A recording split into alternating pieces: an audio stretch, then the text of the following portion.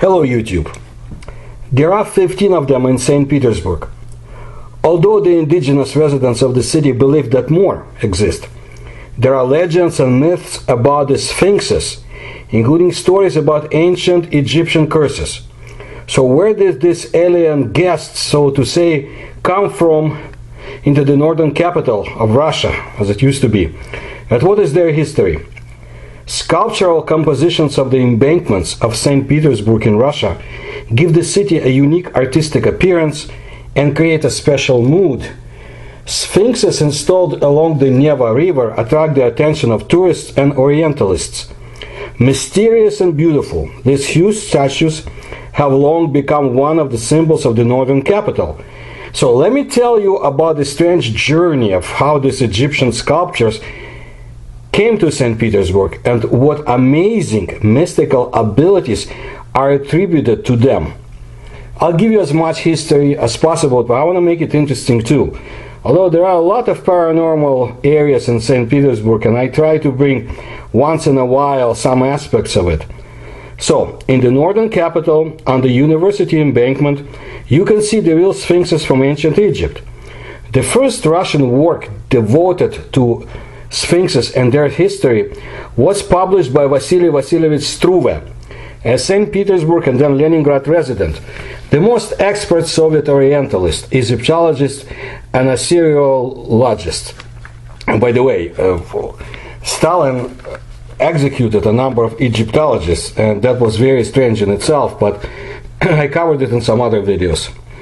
His brochure, Petersburg Sphinxes, published, as it says on the title page, by the decree of the Russian Archaeological Society on August 12, 1912, has never been reprinted since then.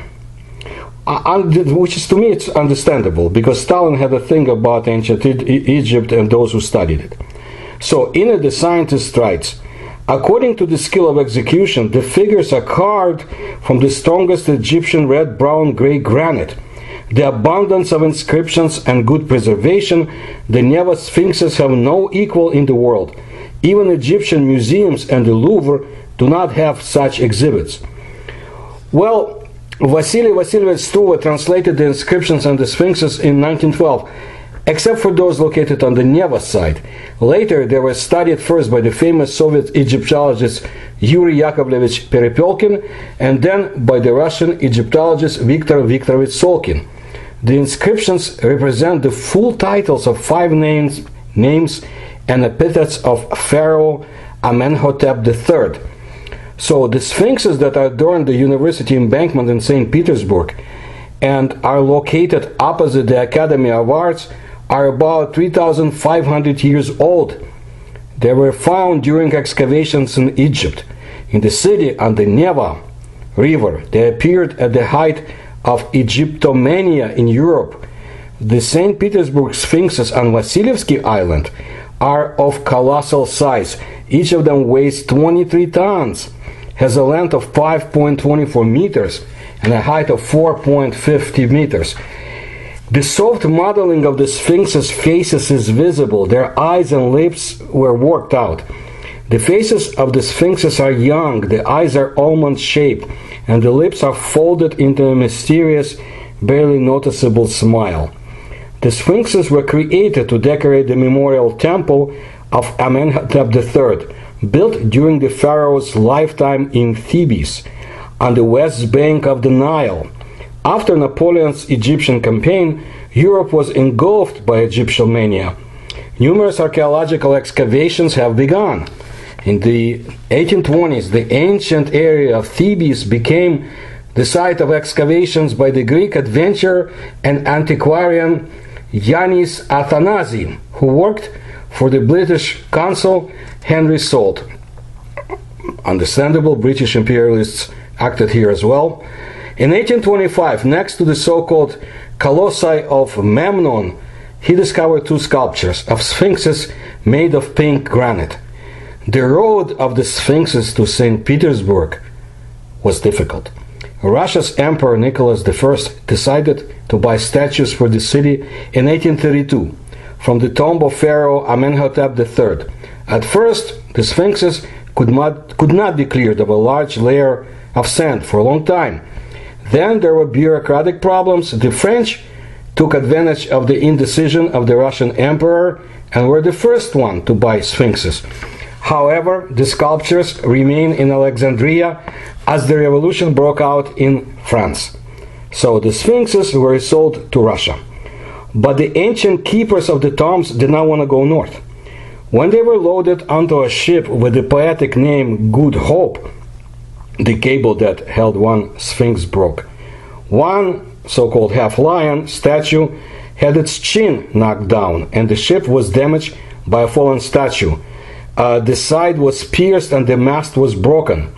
In the spring of 1832, the Sphinxes arrived in St. Petersburg and were installed in the courtyard of the Academy of Arts.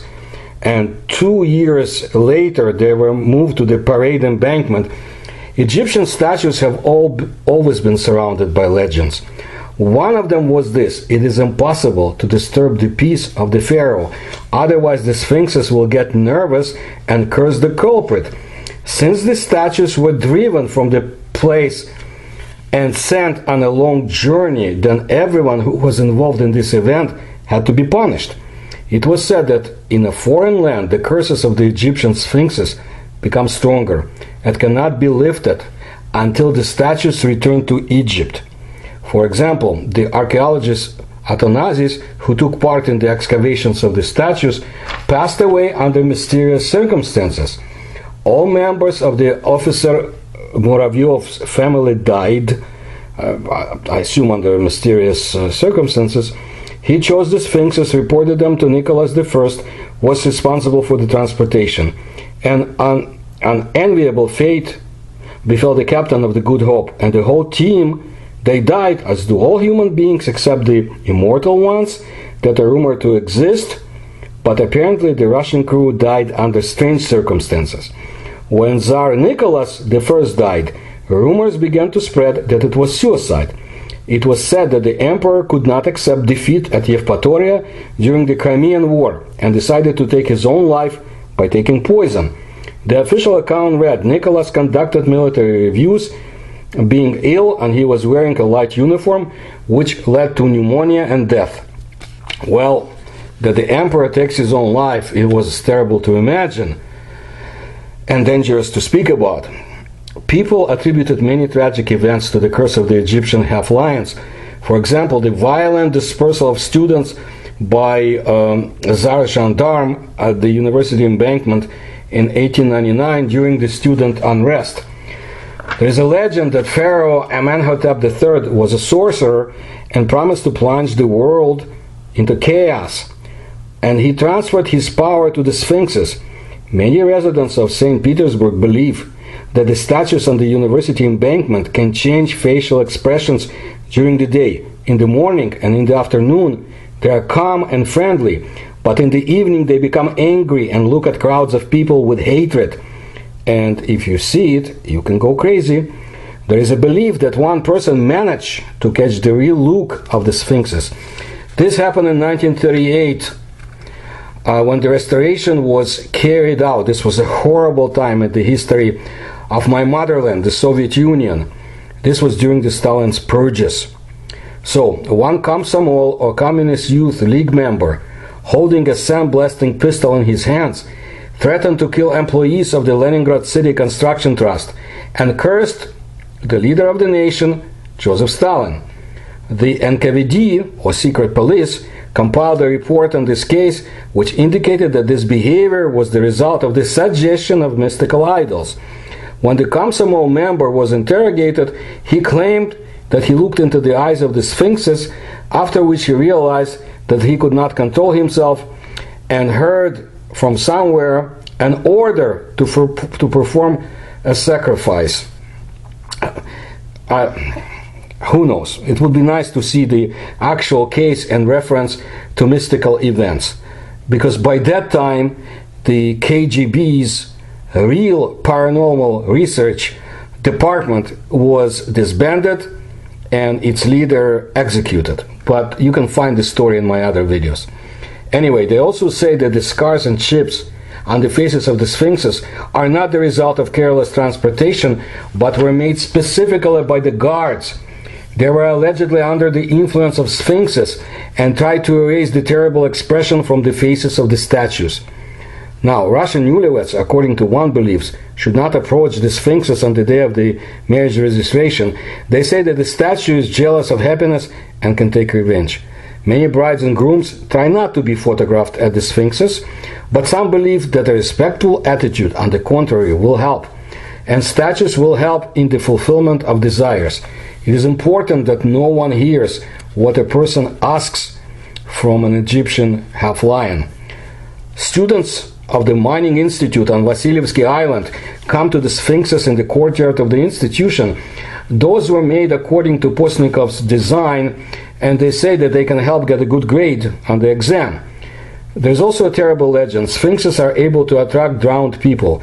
This happens often, but perhaps it's all about the peculiarities of the Neva River. There's an opinion that the statues and the university embankment are concerned about protecting St. Petersburg from floods.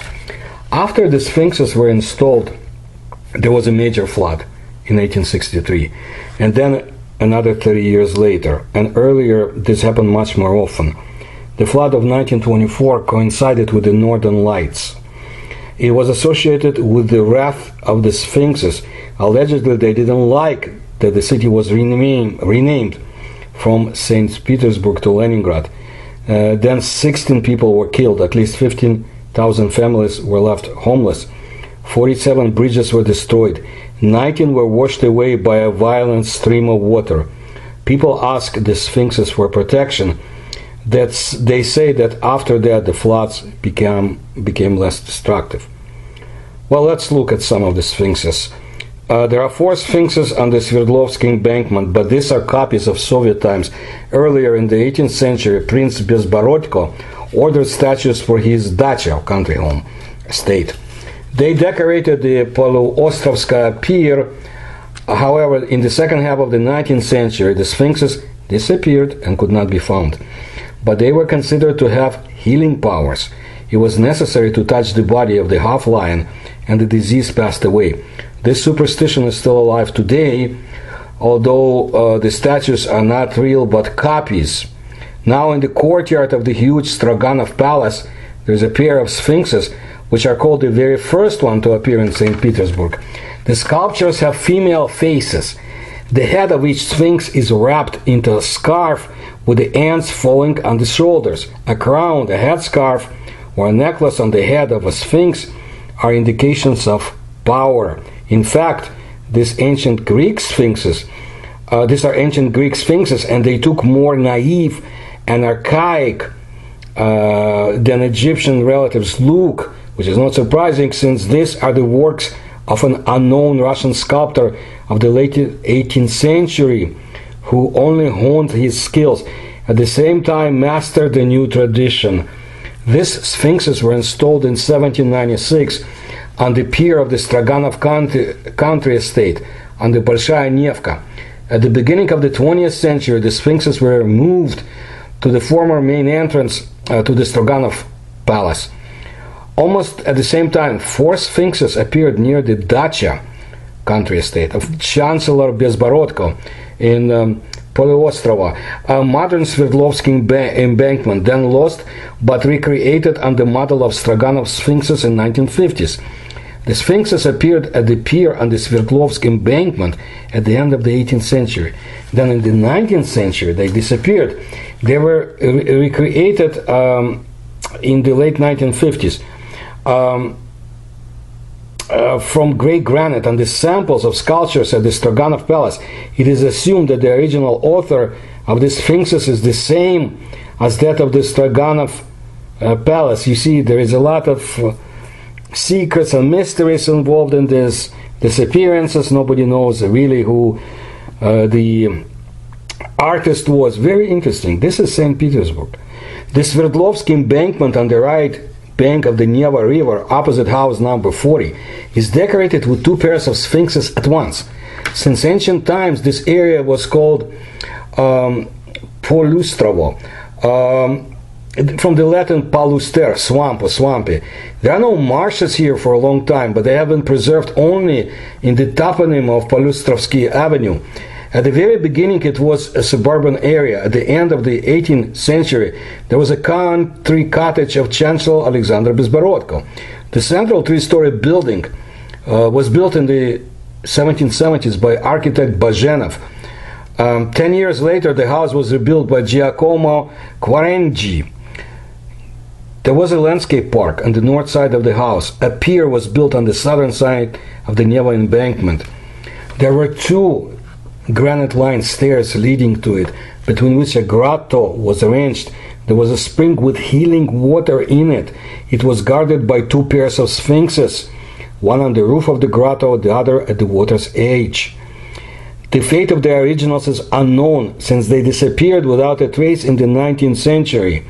So just imagine, somebody probably stole them for reasons unknown to us. You know, all those secret societies.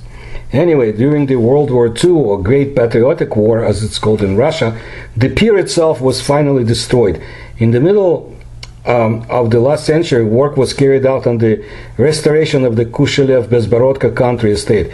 At the same time, it was decided to restore the marina. At the same time, sphinxes made of grey granite appeared again. Now there is no spring with healing water in the grotto, and the keystone of the grotto, decorated with a lion's head, is just a decorative element in the design of the embankment. The sphinxes mounted on the roof of the grotto look at each other. The upper platform, in addition to the sphinxes, is decorated with stone vases. The lower pair of sphinxes look over the water to the opposite bank of the Neva. The history of the Sphinxes and the Egyptian bridge. Well, the construction of the Egyptian bridge has become a significant event in the history of bridge construction in St. Petersburg. In August 1826, the ferry was opened in a solemn atmosphere. The Sphinxes adorning it were cast according to the model of the sculptor Pavel Petrovich Sokolov. See, those sphinxes on the Egyptian bridge are not at all similar to the Egyptian ones, but they imitate Greek samples. Perhaps because of this, they could not cope with the role of the keepers. The bridge, considered the most beautiful in the city, collapsed in 1905, a very bad year in the Russian history. The Egyptian bridge served for 79 years, during which repeated repairs were carried out, and on February 2nd, 1905, a squadron of guards cavalry passed over the bridge. 11 sledges with drivers were moving towards it. At that moment, the bridge collapsed on the ice of the Fontanka River. There were no human casualties. 3 horses were killed. The new bridge was erected half a century after this incident. It doesn't look like the old one at all, but the sphinxes were still the same, only they have lost the lanterns and their crowns. Recall, the Egyptian sphinxes always have male faces, and these sculptures on the Egyptian bridge with female ones were made in the Greek manner. Now, the 4th Sphinxes Fountain Grotto, or the Fountain of Witches, is located on the north side of the Pulkovo mountain on the Kiev highway. The fountain was created in 1808 by architect Thomas de Tomon. There are 4 sphinxes at its 4 corners. This is the only fountain that has survived to this day in its historical place. Proudly and peacefully seated 4 sphinxes give the pavilion a special charm and expressiveness. The sphinxes were made of granite. Previously they seemed to be bronze. Then, when they turned green from dampness and covered with moss, they were popularly nicknamed the Fountain of Witches, or 4 witches. Now they're cleared, but the witchcraft name is fixed for them. Sphinxes on the pier at the Kamенно-Ostrovsky Bridge. Well, 2 more sphinxes by Pavel Petrovich Sokolov, almost twins of those on the Egyptian bridge, decorate the pier on Kamенно-Ostrovsky Bridge. Their appearance remains a mysterious story, but there are accounts. According to one of them, these 2 sculptures were made as a trial for the Egyptian bridge. Then they were rejected because of small defects, and they were gathering dust somewhere in the warehouse for a long time until they caught the eye of the merchant Galaktionov, who traded in metal. He bought them and put them in front of his house on Mazhaiskaya Street 3/5. And in 1971, when the Malaya Nevka embankment was being landscaped, sphinxes were found and decorated with them at the pier at house number 11. But the trials of these poor mythical creatures did not end there. During the flood in December 1975, they almost drowned, plunged into the water, and later vandals repeatedly abused them and even tore off the crown of one of the sphinxes. In 2005, an enterprise called Most at Rest took the heavily vandalized sphinxes under its protection and moved them to its own building. In 2010, the statues returned to the island after restoration. Their uniqueness lies in the fact that these are the only surviving trial copies of the great architect Pavel Sokolov. In 2021, they turned 195 years old. Now, I already talked about the sphinxes in the courtyard of the Mining Institute, but let me tell you more. Well, the building of the Mining Cadet Corps, later renamed the Mining Institute, Korn Institute, facing the Neva River between 21st and the 22nd lines of the Vasilyevsky Island. That building was built in 1806 to 1811 in the classical style by the great architect Andrei Voronikhin, architect of the Kazan Cathedral. At the same time, ancient sphinxes appeared, only at first they were decorated at the entrance hall inside the building. Then they were placed into the courtyard. It is almost impossible to get into the courtyard of the mining university without being a student or a teacher. But there is a museum in the institution. You can visit it by appointment and for free. Of the 250 museums in St. Petersburg, there are free days in the museums of the northern capital of Russia. There are museums that work only by request. The Mining Institute is one of them. So here the Sphinx can be seen from the windows of the Mountain Museum. Among the greenery, two small sculptures of black color with female noble and expressive faces are visible. In light lace capes, swarthy faced with tiaras on their heads, they resemble ancient Greek young beauties. Let's look at the sphinxes in front of the Kresty prison. In the spring of 1995, on the Robespierre embankment between Potemkinskaya Street and Chernyshevsky Avenue, two bronze sphinxes appeared, sitting opposite each other, and slightly resembling the sphinxes of ancient Thebes. These St. Petersburg sphinxes were created by the sculptor Mikhail Shemyakin as a monument to the victims of political repression of the Stalin era. The place for them was not chosen by chance.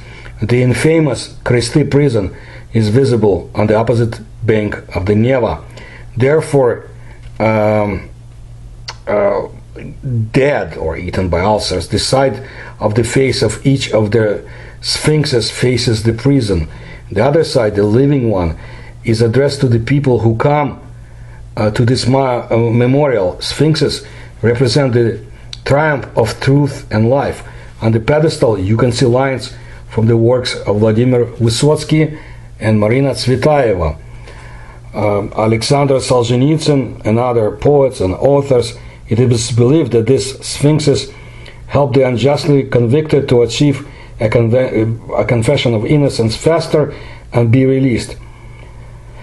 And at the end, what are the smallest sphinxes in St. Petersburg? The smallest sphinxes in St. Petersburg are on the helmets of the goddess Minerva from the Public Library and Catherine Minerva from the Academy of Arts.